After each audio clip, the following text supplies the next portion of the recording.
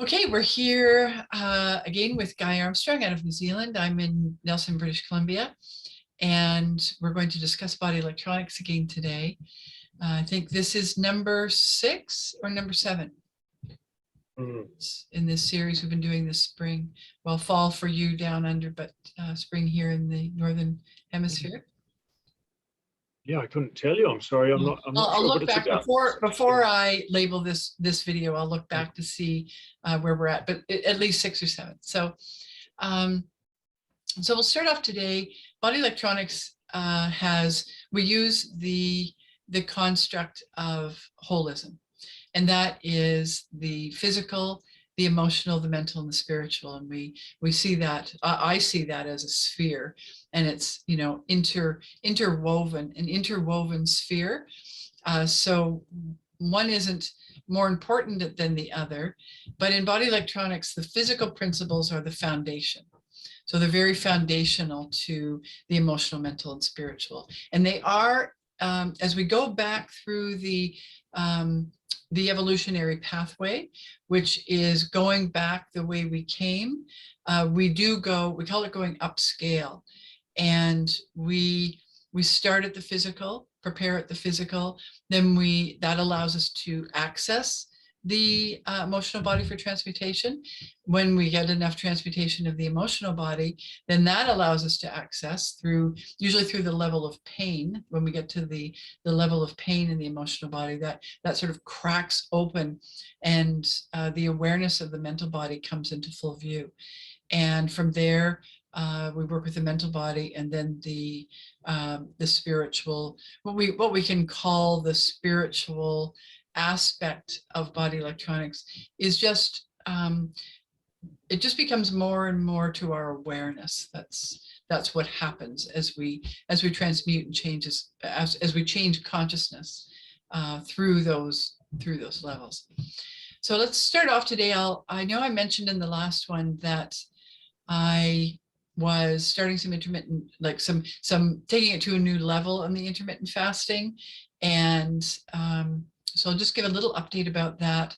I binged on Dr. Berg's videos on the body electronics group page on Facebook that I almost daily, you know, I put posts there and lots of inspirations and information there. I wrote the things that I'm not doing, the things that, you know, Dr. Berg has his methodology, and I learned a lot from looking at a lot of his videos. Yet I wanted to be clear about the things that I don't endorse in the program that he's, you know, that he has made his own. And so you can see, you know, you can look there where I posted that on that group page. It's called Body Electronics, the Evolution of Consciousness on Facebook. So just, yeah, jump in there and you can see lots of information.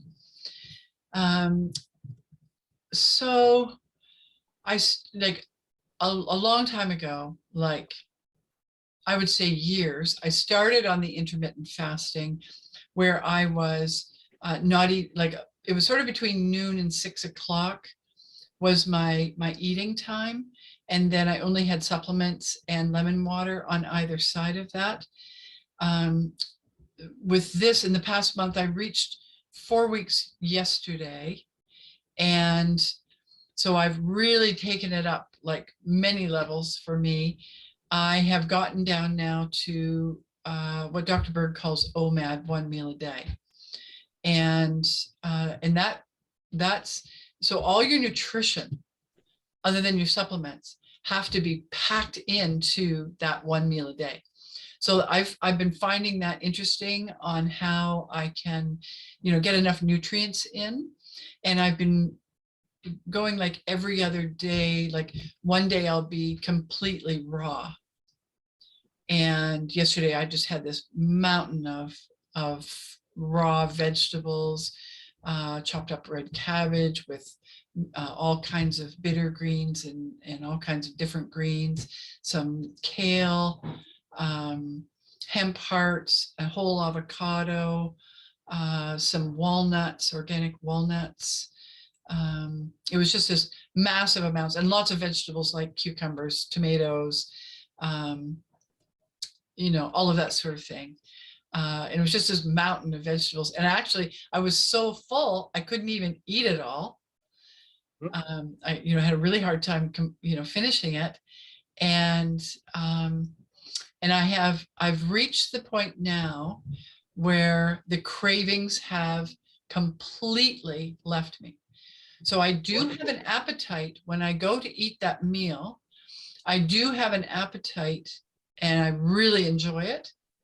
Yet in like after that and before that, I have no cravings. So I have no sugar cravings, no carb cravings, no cravings at all. Like I've been really aware. I've been, you know, really paying attention to what's going on as I, you know, as I made these changes and shortened that window, shortened that window to go to that one meal a day. And, you know, I don't know, I could go into a whole different metabolic rate and then have cravings again. I'm not saying I'm past cravings, but at the moment I'm not experiencing any cravings whatsoever. So that feels really good. But I gave up sugar and caffeine like now I can say years ago. So, and I think those two things are at the core of a lot of cravings. So that, you know, that was gone. That was, you know, sort of the hard part, I think was over. Yeah, but carbs are, you know, carbs are really insidious in their, you know, and I'm talking like high carbohydrates, like wheat, corn, so forth, rice, you know, all of those really heavy carbohydrates, and then of course all the sugars and even the fruit. So the only fruit, I think I mentioned last time, the only fruit I'm having is avocado, tomato, and lemons. We're allowed lime, but I don't have any lime. So so those are the three fruits that I've had over the last 4 weeks. And we'll see. Yeah, we'll see.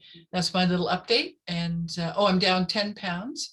I feel about the first 5 was water weight, and I am taking a potassium supplement. I'm, like I said before, potassium, I'm realizing that potassium is extremely important, and I know that I was deficient. So I'm taking I've added a potassium supplement, and you know, to my regime. And that seems to really be helpful with, it balances the fluid in your body. So it's slightly diuretic, but only diuretic if you're retaining water. It's not going to, you know, take water away that needs to be there. It's more of a balancer. It's an electrolyte balancer. And that's how I've experienced it. And we need really good quality salt.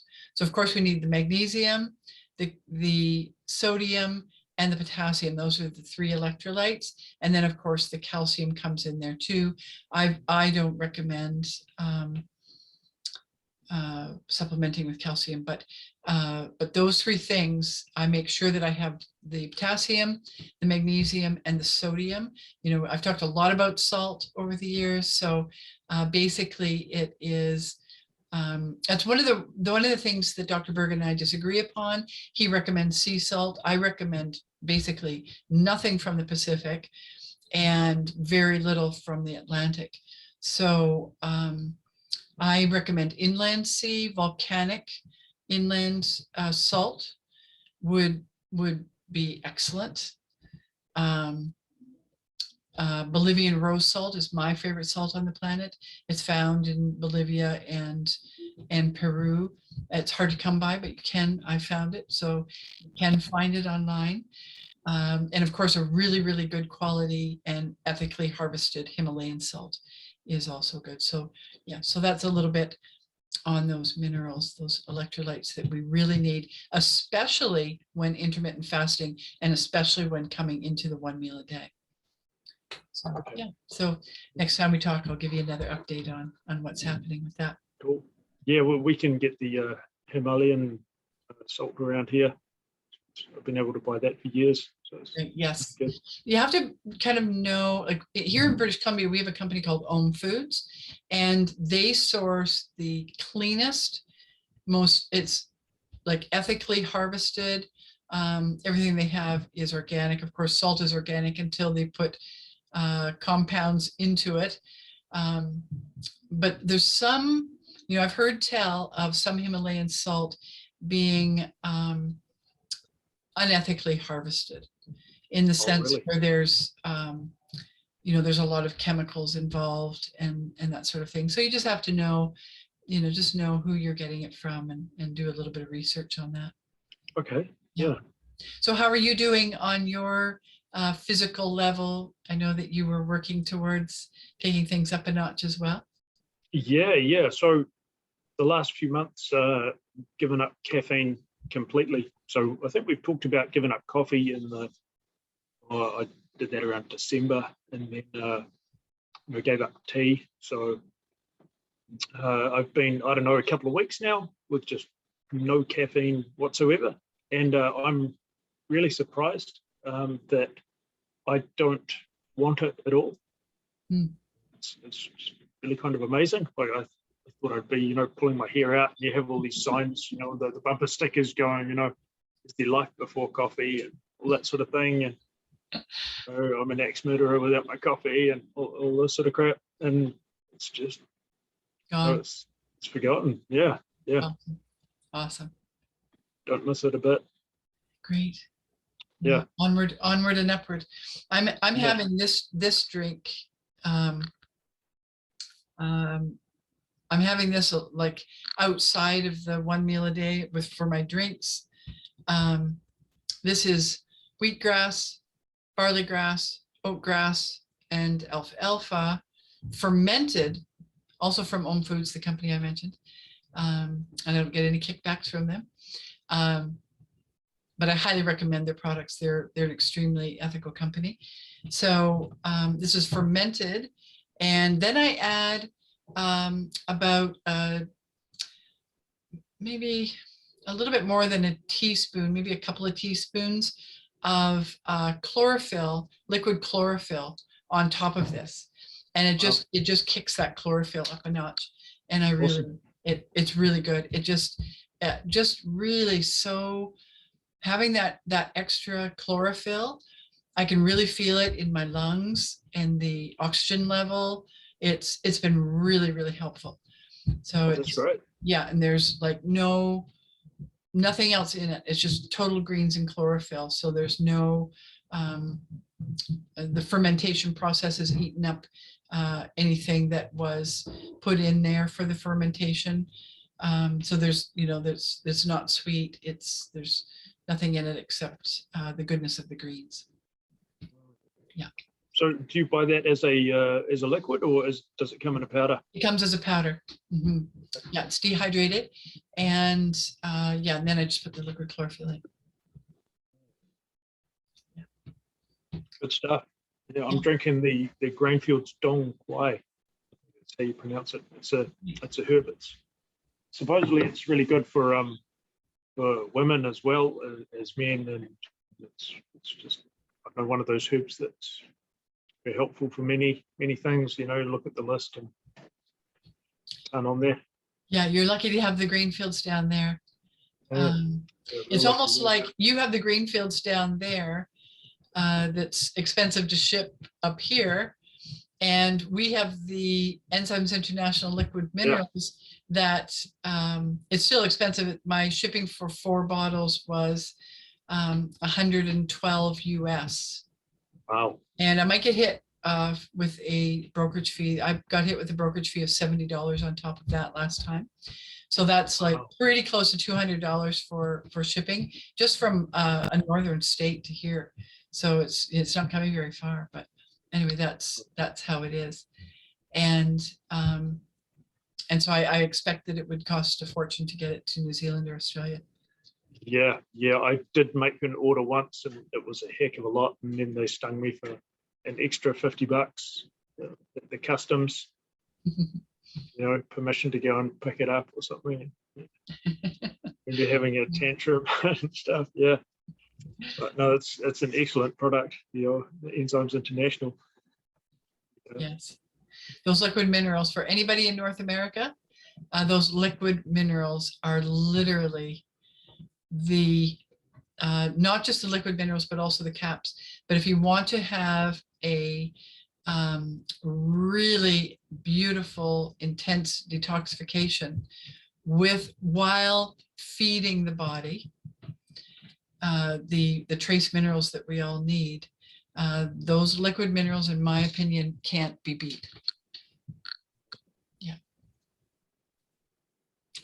Okay, so where do we go from here? That's kind of a great update on our physical, the physical aspects of.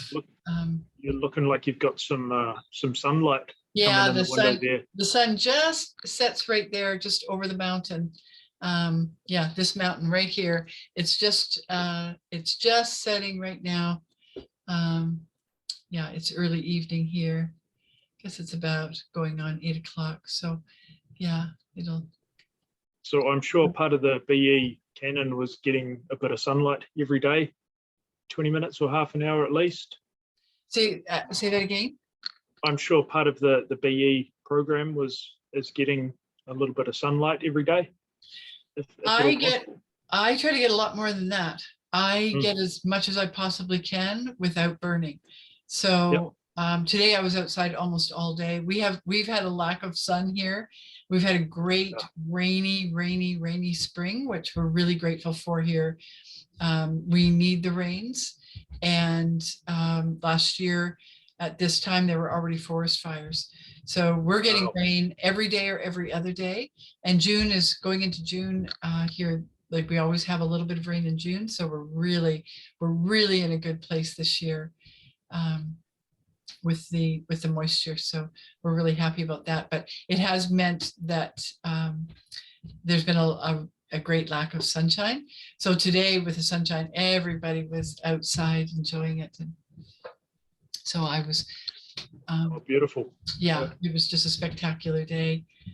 I want to say about sun, we have to have it.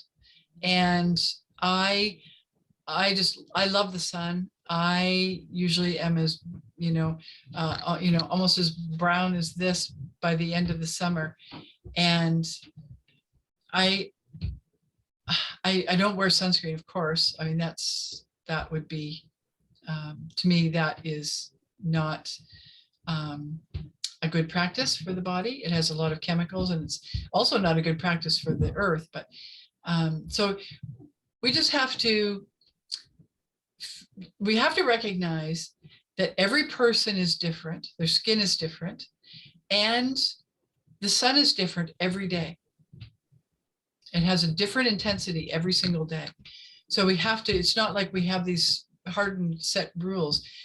We prepare, like if I'm going to go to the beach for a day,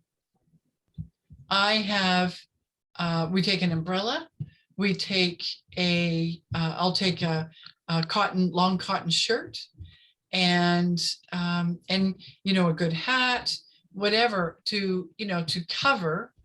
It's common sense, really, if you're going to be out in the mid part of the day. The morning sun, of course, and especially sunrise and sunset is just the most, to me, the most beautiful meditation times that we can have. Just that gratitude that we can have, that just to set that time aside and really feel deeply just with gratitude as the sun rises and the sun sets. Guy, I've always talked about that in my courses. I feel that's a perfect meditation. When I was, and not that I won't ever do it again, but in the past I've done a lot of, what would I call it? It wasn't a tour. I didn't charge for it. It was leading people around places like Sedona and area. And so people would come, they wanted, and this was outside of the body electronics intensives. And I would, I would take people to, the best mesa for the sunrise and the best spot for the sunset. I think you experienced that with me too, didn't you, when you traveled to Arizona? A little bit, yeah. We had some really beautiful sunsets. Mhm. Yeah. Yeah, so it's really Such important to make time for that. Really, my feeling is that if we make time for that first thing in the morning, and even just knowing when that's happening, just having that awareness of, when it's going to happen, and if we can, even if we can't see it from where we're living, to be able to go somewhere and see that and experience that. I think it's a really, really great habit to get into. Yeah. It just sets the sunrise sets the day for me. It's just a beautiful, beautiful thing. Yeah, let's go into some more metaphysical stuff around body electronics. One of the things, I know I talked about miracles recently in one of our chats, and how that we only consider things a miracle because they aren't happening. We're not experiencing them often. So, or maybe even the biblical, stories about what is called miracles in the Bible, and how, like, healing was a miracle, or all these things that happened that were termed miracles. My feeling about that, and my experience with that, is that this is a what we consider miracles is really our natural way of living. And the more we experience what we may have considered a miracle, it becomes more and more and more the norm. And body electronics, we experience that all the time. Scars disappear, people regain their eyesight, spines are corrected, pretty well. There's been so many stories. If you're in body electronics for a period of time, you have your own stories to tell around that, where you actually get to either experience it or witness it in others. And I feel that that's a really good foundational understanding to have around the practice of body electronics. Of course, the expectation has to be looked at in regards to that, because one of the things that stops what we can call healing, or that shift of consciousness, the consciousness that is maybe creating the disease, or creating the pattern that we want to see healed, whether it's physical, emotional, mental, or spiritual. We can look at that in terms of expectation. I always feel like if we're going to be putting it out that there's physical things that happen, physical changes that occur when we change our consciousness, we have to realize that they can, there is complete a change as our willingness to be without expectation. So that expectation, we have to keep that, that awareness of any little feelings of expectation that can wiggle their way into the inner work. And then, of course, we transmute expectation the same way we transmute everything else, which is being aware of it. And within that awareness, we bring the encompassment of, the basically just the encompassment of the willingness to heal, the complete willingness to heal, the complete knowing that it's completely possible. So that, that full willingness, and also willing to do whatever it takes to go in that direction. And at the same time, simultaneously, to be perfectly okay if nothing happens. And we can apply that to anything, not just healing of the, of our cells. We can apply that to anything, that expectation program pattern. We can apply that. So to get perfectly okay with whatever it is that we're looking at. In this example, I'm using healing. So that's something to, because I've watched over the years, a lot of people get sidetracked on the expectation, where it's like, there's this thing that happens where we know that we have the way to make it happen, to make that healing happen, or to, shift that consciousness so that, whatever is requiring healing is released. But sometimes that tiny little bit of expectation can really come in between the, the completion of that process. So that's, I just feel that's worth mentioning. And, in the initial phases of doing body electronics. It's not, we don't get on the table and say, we may have this feeling of, okay, if we're blind, of course, we would love to be able to see. But yet, if we have any expectation around that, it slows or stops that healing process. And so that's getting that expectation out of the way is a really, really key way to open up those pathways and really be able to keep going with it. Because those expectations will come at every level. As we're working, as the healing crises increase and get more intense, this expectation of like getting through it, anything goal oriented is an expectation. So we have to clear all of those things as our awareness comes to it. Okay.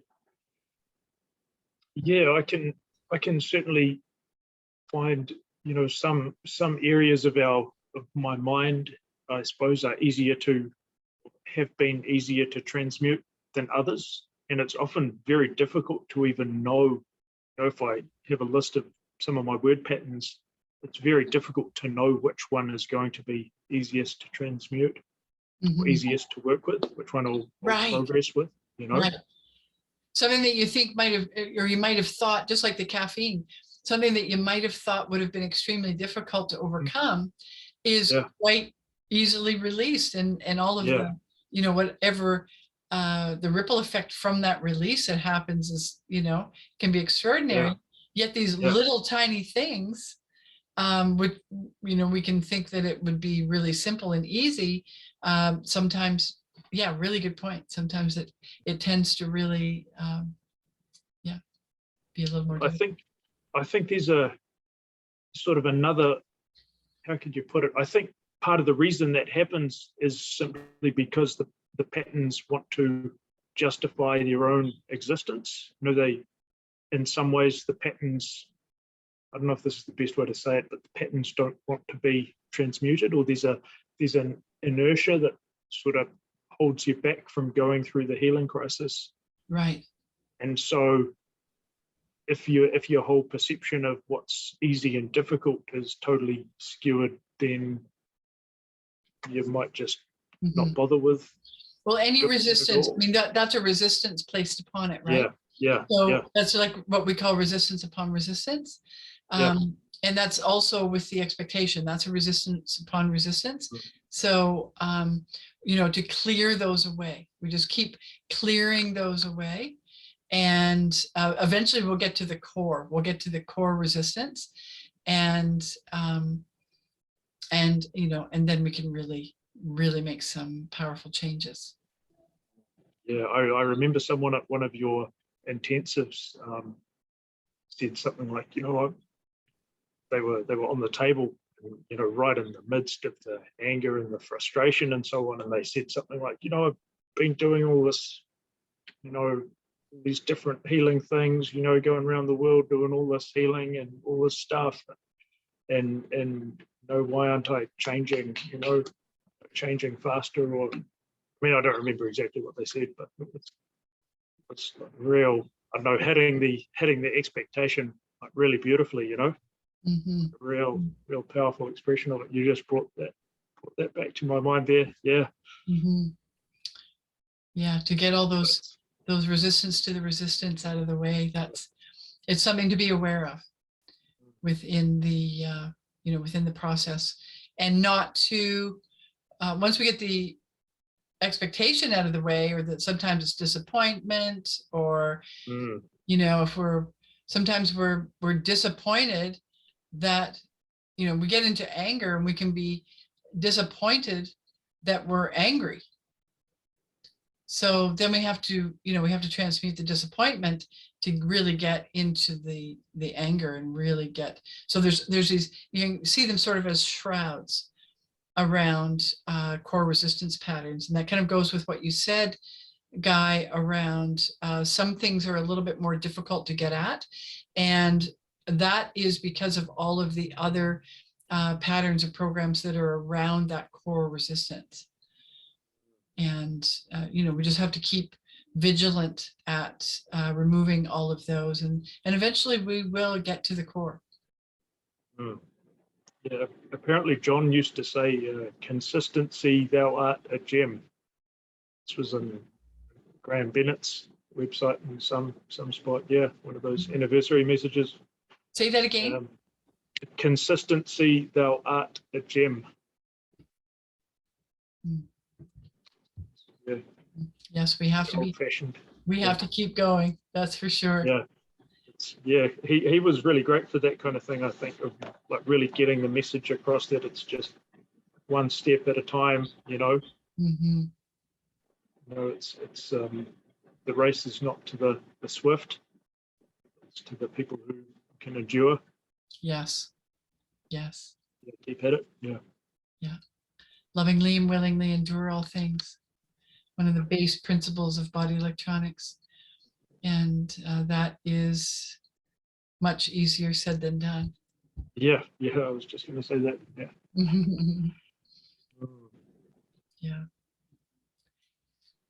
Yeah, body electronics is a very vast, it's just it's vast in its,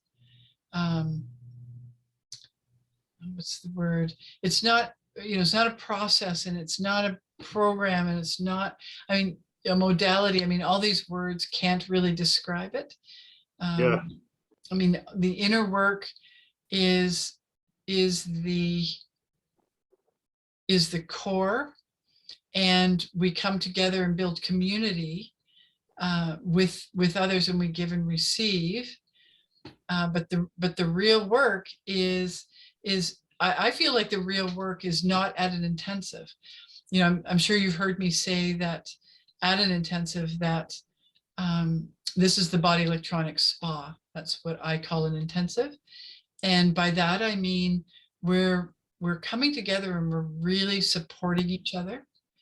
And we are, you know, we're just giving our best. We're really serving at tremendous levels. I've seen some amazing people, you know, just serving beyond their own levels of comfort at intensives. Yet the spa part about it is that we have that externalized support and stimulation in order to really get to these core patterns within us. And that's the beauty of point holding.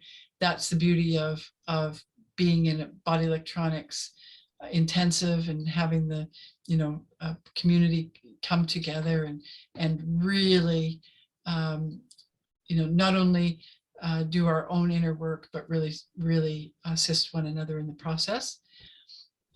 But I do feel that outside of it's been true for me personally, and I know many others as well, that it doesn't, and I really want to make this clear to people, it's really helpful to have the intensives.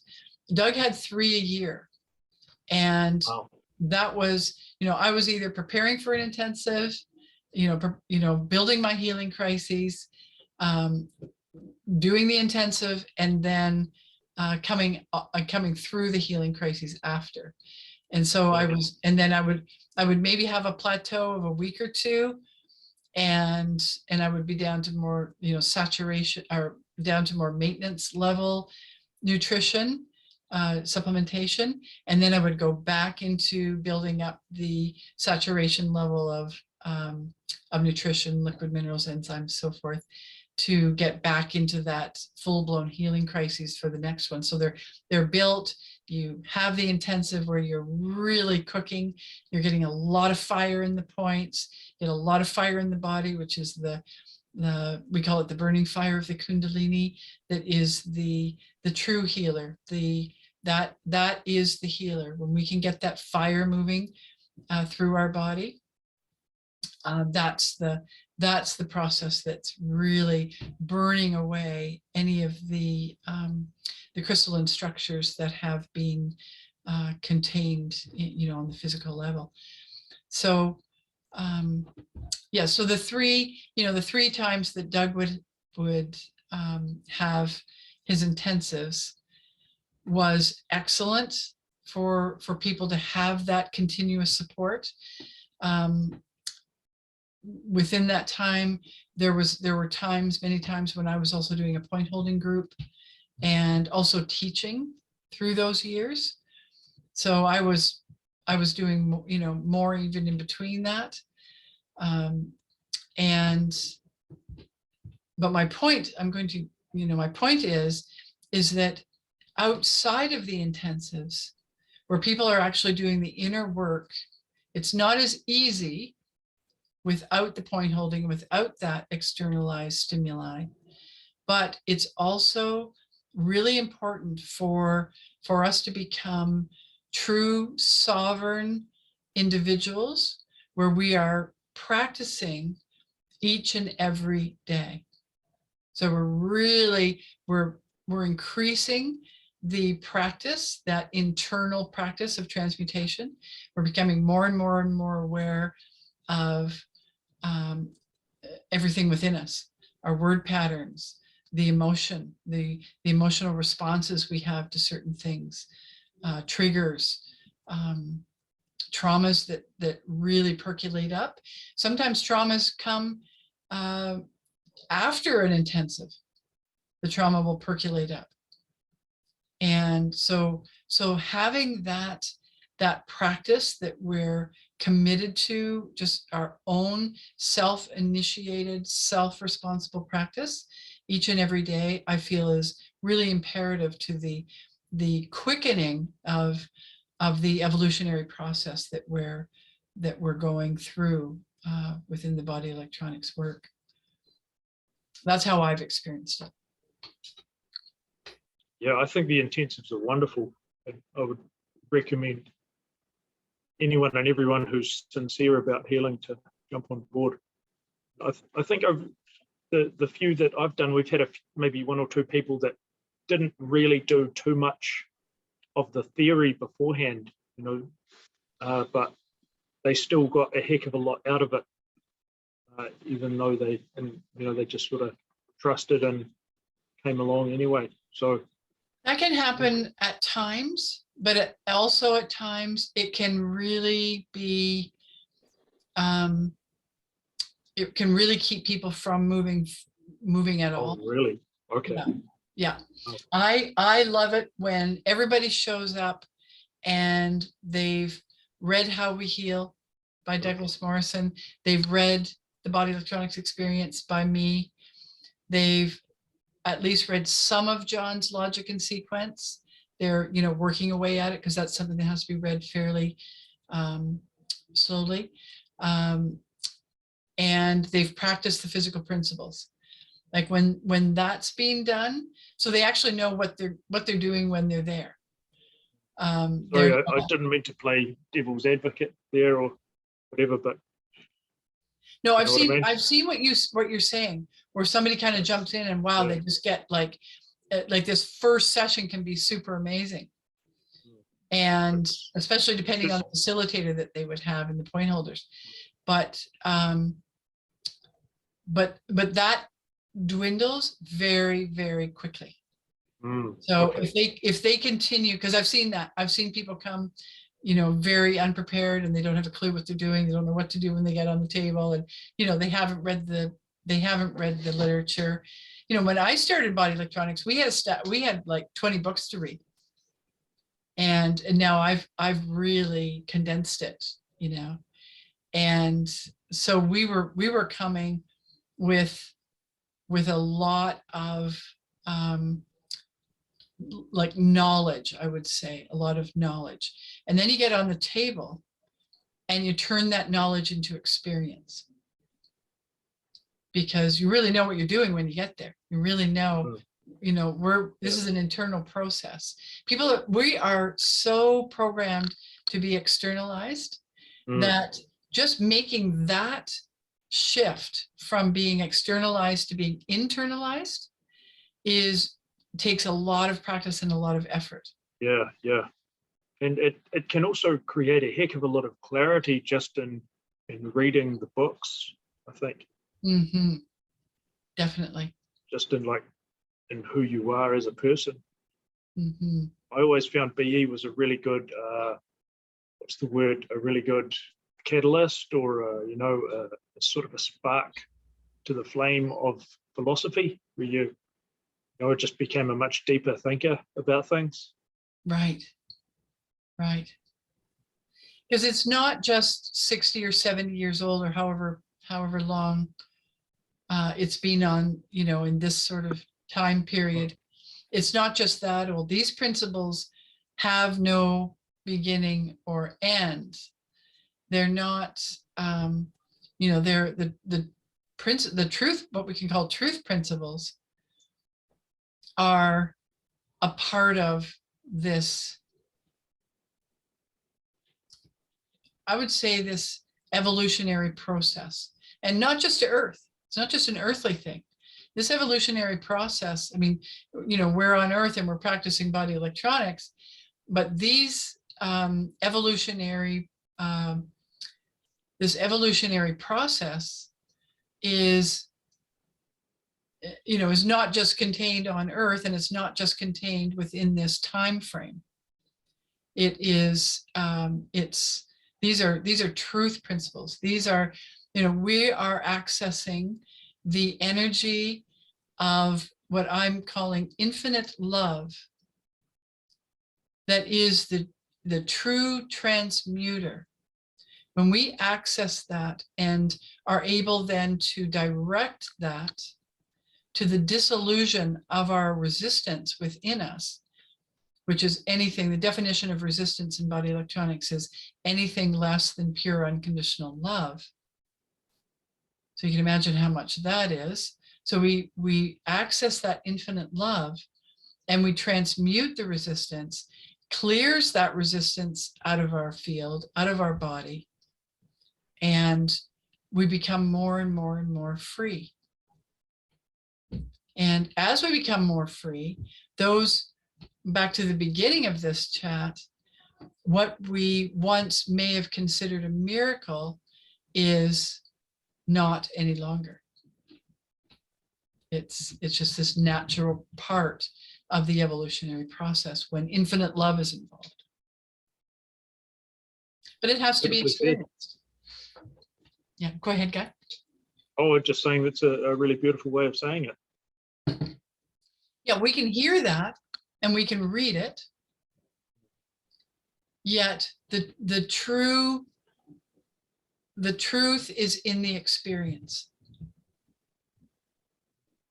And that's why I'm really working quite diligently at bringing body electronics into greater numbers. I really would love to see a real movement take place, and just have all kinds of people just really willing to do the work. And we could really, if this occurs, this is my my prayer. I don't use the word prayer often, but this is my vision. And when enough people are clearing the resistance from the field of humanity, if we, every little bit that we transmute, we are clearing that from the mass consciousness of humanity, because we have this morphogenetic resonance. All of the humans have morphogenetic resonance together.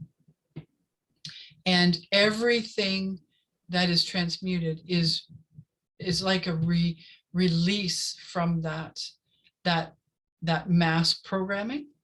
And as that lightens, things can only get more free on this planet. And that's, the freedom doesn't come from the outside in. The freedom isn't in politics, and the freedom isn't in religion. The freedom isn't in anything externalized. We can read 1,000 books and we're not going to find freedom. The freedom is in releasing the programs and patterns that we are embodying, that we are keeping at a that we have contained within our own consciousness, and mostly unconsciously. That's the interesting thing about this, is that there's, we always just keep going deeper. I mean, there's no end to it as far as I know.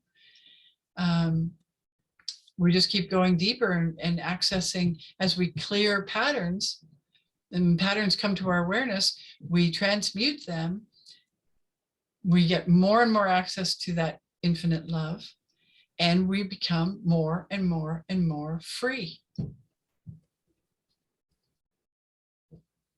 There's, I have memory of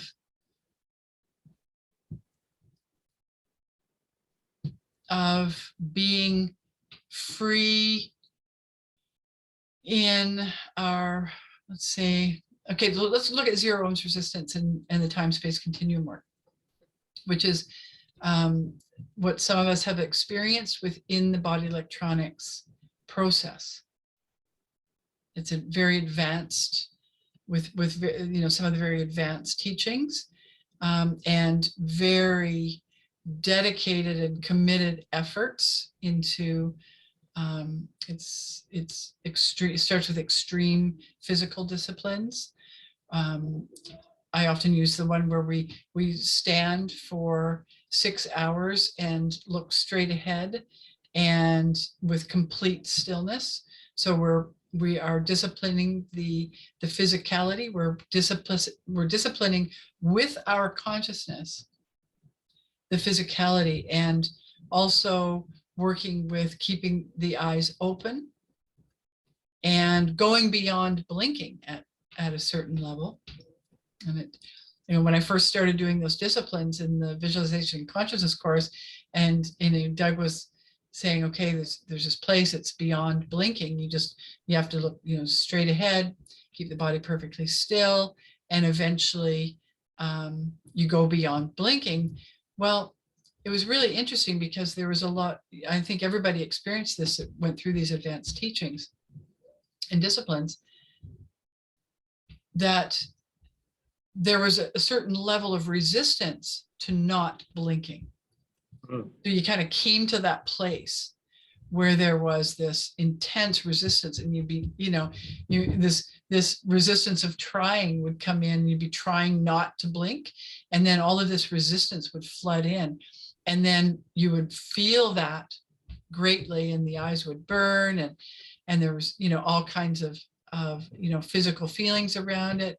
And then in the release of that, in the release of the resistance to blinking or not blinking, then there was this place on the other side of it where the body can be fully, I would say, at our command. And it goes beyond. So from there, I mean, that's just a discipline, but from there, we would work what we did do in the V&C, where we worked with the advanced teachings that, and this is all body electronics instructors at that time. That was 2005 was the last time that those advanced teachings were given, and that we participated in. And we get to the point where we are like intensely aware of what's going on, and eventually with enough transmutation in the mental body, we literally pop into 0 ohms resistance. Now that's an electrical term, and on that Facebook group page, and I think maybe on my website as well, there's lots, or you could just look and research it, figure out what 0 ohms resistance means. But within body electronics, it's a term we use where there's literally a person becomes a superconductor. And within that experience, then we are, in our physicality, we are not producing any electrical activity. So we're literally at 0 ohms resistance. And I remember Doug saying in one of the old videos that he said, it's like, well, in our current understanding of physics, that's not supposed to happen. And then he said, but it does. And so these are the levels I'm speaking of when I want everybody to know that body electronics is a truly advanced consciousness work that everybody can, any willing participant can be part of. Yet it's extremely advanced here on this planet. In fact, I know nothing that comes even close. Yeah, I'll second that. Yeah. Mm-hmm. Mm-hmm. It just requires a lot of commitment and a lot of inner work. I'll just go back to that for a minute. So going from, making that transition from outside in to inside out, so that we're truly, and it's not just, just doesn't just happen like that. Although I know people that has happened like that, where they have this, this very sudden awakening, like a big full pineal awakening, where all of a sudden they're fully clairvoyant, clairaudient, clairsentient, and they're open to other realms that they weren't before. But usually it's very gradual and it just takes sort of the same thing, the same, we're working through the physical level, we're working through the emotional level, working through the mental level. It takes those like sort of incremental, sequential movement, that evolutionary movement. Yet at times it can just be, really fast and really quick, and it'll take us to a whole new level. It's really interesting. It's the mystery. You know, we're about 99 point something unconscious. We know that. We even have instrumentation on our planet that tells us that this light spectrum is nothing but a sliver of what is, you know, the visible light that we are experiencing with our senses is nothing but a sliver in the spectrum. Yeah.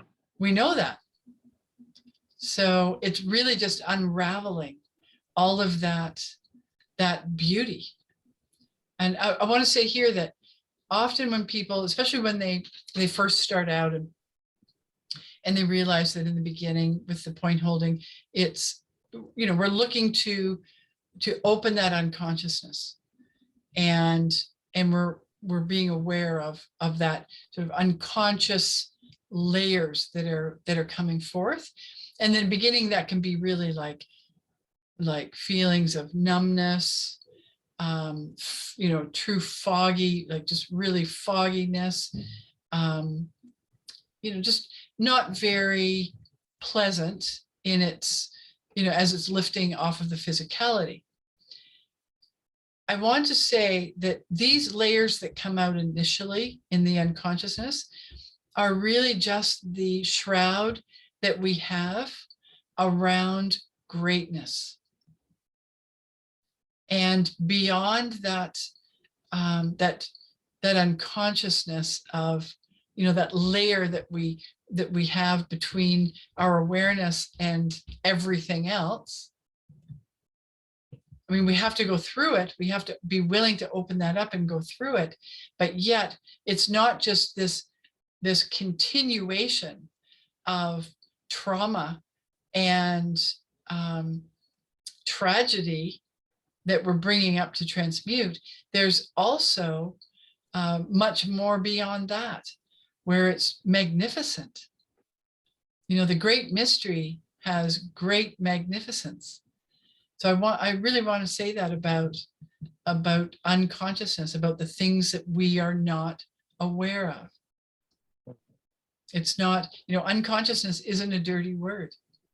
Yeah. It's just this little thin shroud that we have between our current state of awareness and more. Yeah. I like the way you say that. It's really well put. Yeah. Yeah.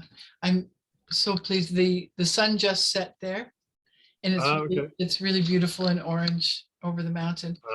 The mountain here on the other side of Nelson's a little valley town in between some mountains called the Kootenays. And this is called Elephant Mountain, this one that's just out here, and it's quite beautiful. Yeah. I'd love to have some intensas here. I have places here now that I have found that I can teach out of. What's to come in the next while, I have no idea. I'm not allowed to fly in Canada due to my bodily autonomy and the choices I make for my bodily autonomy. So, you know, that's, you know, we're working with that. I know it's maybe a topic that it's a topic that I'll say that I've been contemplating, and I don't really have an answer yet or a clarity around it. But what I am going to say, there's a couple of things I want to say, and that's about these injections that governments all around the world have been coercing, forcing, deceiving people into taking. I want to say one thing, and that is, like there's been billboards here, and a lot of taxpayers' money went to a lot of advertising in the legacy media, saying safe and effective. Those seem to be the key words around it. They are neither safe and they are neither effective. So I want to make that perfectly clear. And some of us knew long ago, yet there's greater majority of people kind of coming to the truth around these injections, because now data is being shown, or even in their circles, they're seeing the harm that's coming as a result. So I wanted to say that. And I also want to say to the body electronics community and to the people who feel that, there's not going to be exclusions to anyone who has chosen that. But there has to be an awakening within those individuals, that they recognize the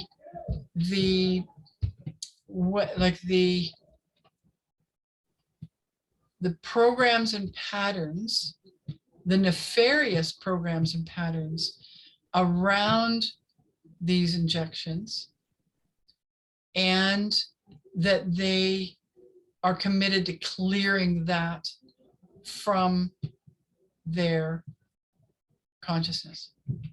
And I dare say that that's going to be quite a feat, because I know how difficult it is for people that are not, that we don't have all of these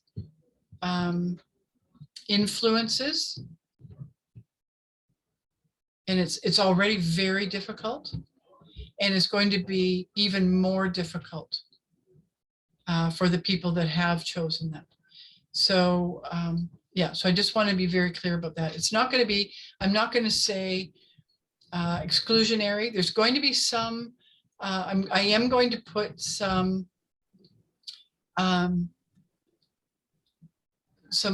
things around it, as far as, because we do know that there are particles. Nobody really knows what they are. Some people are calling them spike proteins or whatever, just some particles that are being transmitted through breath from the people who chose to take those injections to others, both that have the injections and who have chosen not to. So those particles are being put out through the breath, and they're being taken in through the breath. And I've experienced that personally, and I know many others that have. We have some really great doctors here in British Columbia. I don't believe in the allopathic programming, yet we have had some excellent doctors here step forward and speak about this. Dr. Stephen Malthouse and some of his colleagues came here they did this whole BC tour, and they came to Nelson, and I went to hear them speak. And one of the things he talked about in terms of this transmission of particles from the injected people to the others is he said that we know from research now that, and we have data that there's a lot going on upstairs. There's that we know that these are being transmitted for 60 days. We know for sure that through the breath, we know that particles are being transmitted, and he called them spike proteins, and the spike proteins go into the bloodstream, and then they take a lot of, I've had this experience with being in enclosed spaces with people that were injected, and then I had symptoms and had to go through a lot of detoxification afterwards. So, Dr. Stephen Malthouse said, we know it's 60 days because but we don't know anything more than that because the trial was 60 days. Mm. Yeah. Ah, So we don't know how long that transmission goes on. We don't know, we don't know that, but we do know, we do have data that does say that it will be at least 60 days.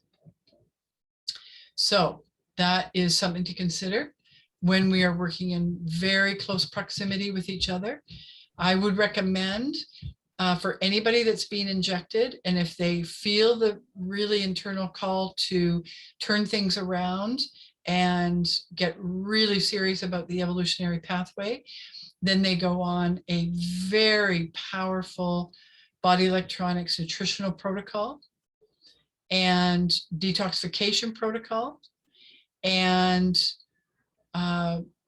just really just clear out anything in their external environment that can lead to any more toxicity within the body. Silver amalgam fillings, there's so much that can be done with a detoxification program. So I highly recommend that. And I would say for a good 6 months prior to considering attending a intensive, that's my feeling at this time is that, a really good 6 months of being on the full nutritional supplementation program and doing everything they can to clean their blood and clean their body. I think that's a fair and reasonable request.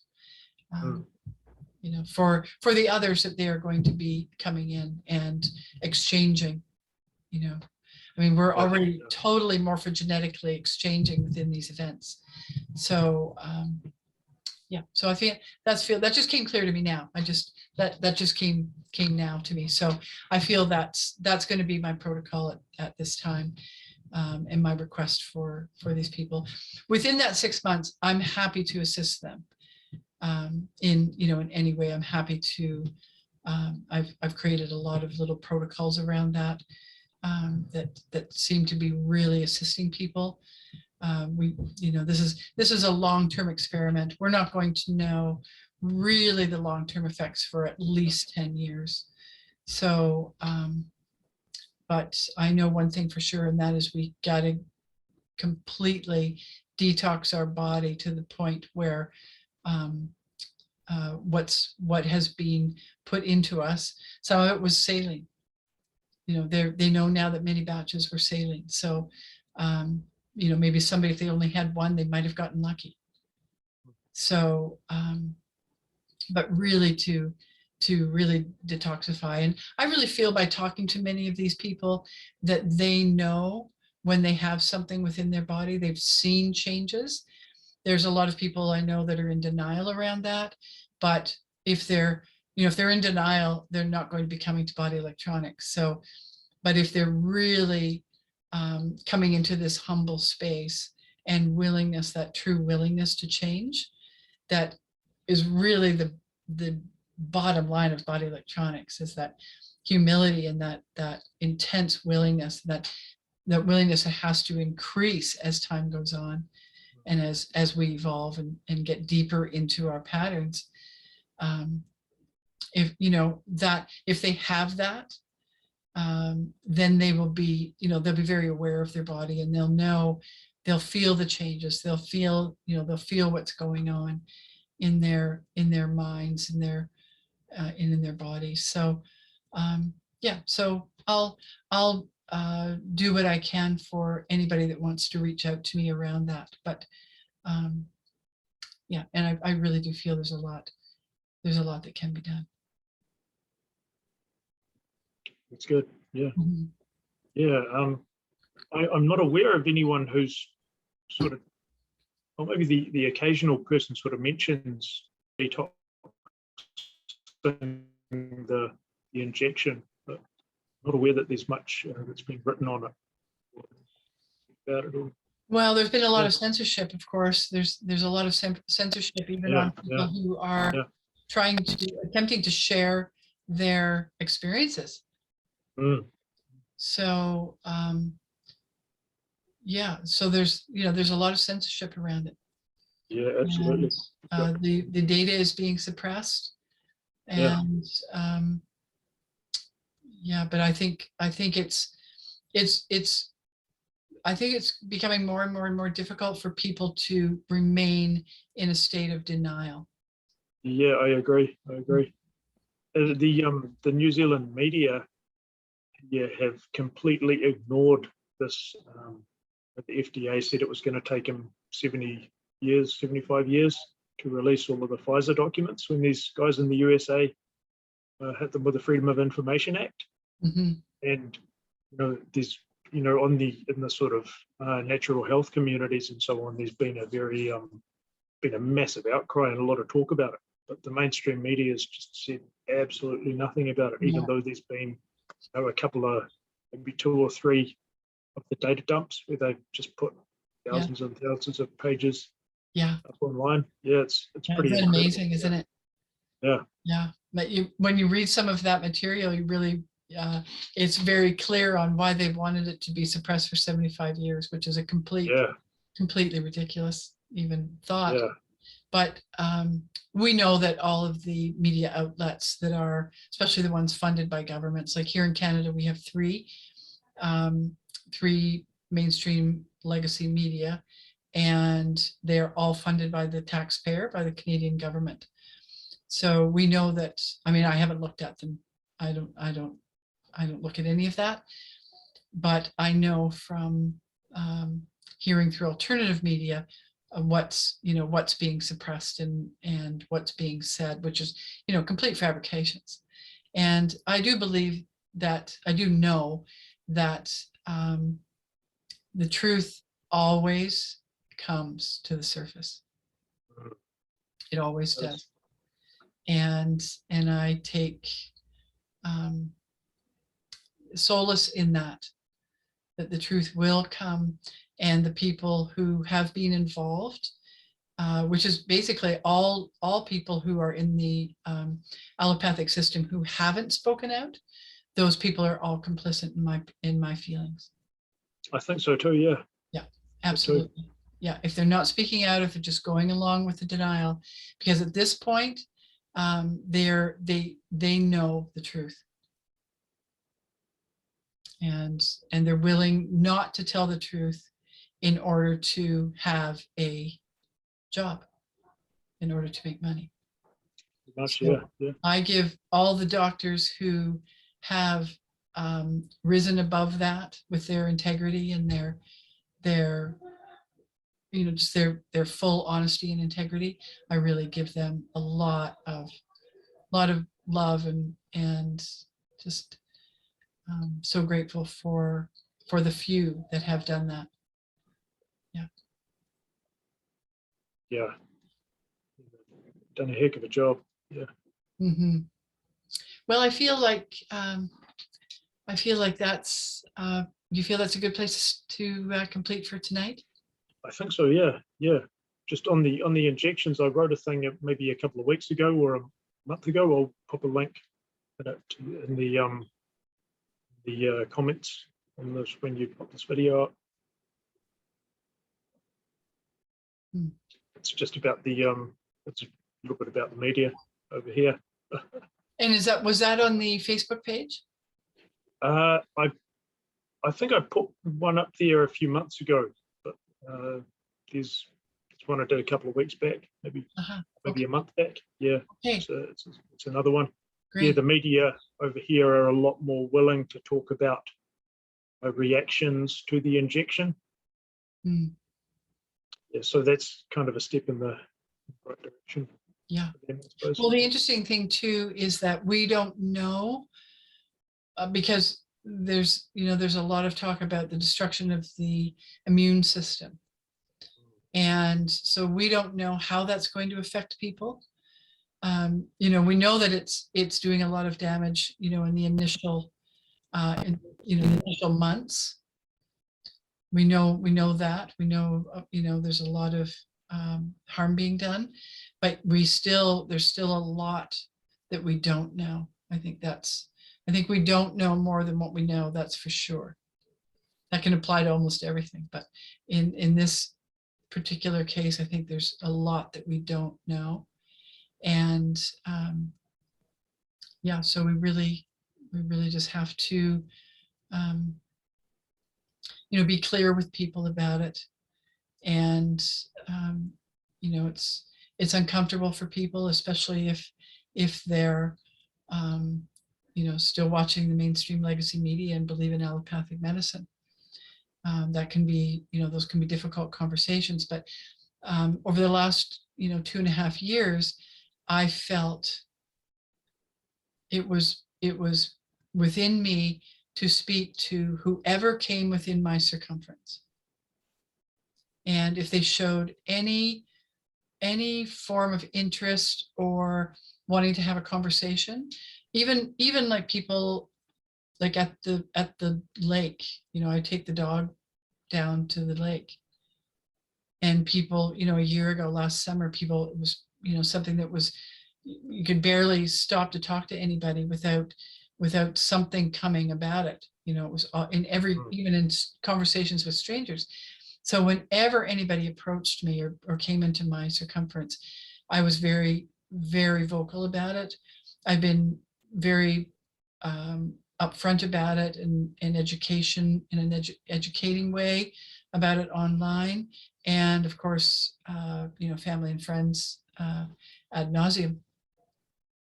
So, but I feel because of that, I feel my conscience is clear. I wouldn't feel a clear conscience without speaking at every opportunity that I saw. Yeah. So, and I continue to do that. Yeah, I think it's of utmost importance at this time in our this very pivotal, extremely pivotal point in human consciousness. We're at this very pivotal point. Yeah, it is really important to yeah tell the truth now, I think, even more than normal, maybe. And be open to tell it, no matter what the response. Yeah. Be open to share and tell, what we feel, we know, and then let the people be and do, however they choose. That's freedom. I mean, that's a type of freedom. It's not true freedom, but it's let's say it's not freedom. Let's take that. I'll take that word back. It's not freedom. It's actually choice. So the person, each person gets to make every choice for their own body. And so those, those choices are our own. And it's only our responsibility to share what we know and let that go. And that can be, that's a whole other topic we can maybe talk about next time, which is also around expectation for others to heal or others to be in the evolutionary path. I know some people, it's almost like, a smoker when they quit smoking and then they want everybody to quit smoking. I've seen that within the body electronics community as well, where, you come to these places of of clarity and we want everybody else to feel that as well. We want everybody to experience that, of course. Yet our only responsibility is in sharing when opportunity presents and within full openness to be received or not. And that's also very much easier said than done,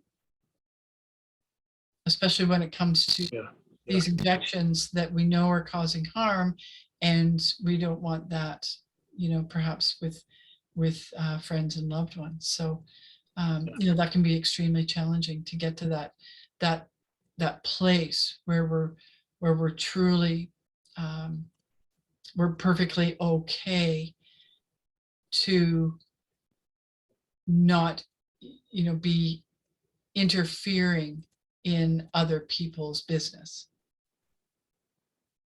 Yeah. Mhm. Okay, I feel that's a good spot. Would you like to say anything else, Guy, to have? Just thank you, everyone. Thank you, Illia. Yeah, thanks everybody for watching. And we'll do another one again real soon, okay? Awesome. Yeah, thank you, Guy. All right. Thank you so much. Thank you. Yeah. Let's go. Thank you. Okay.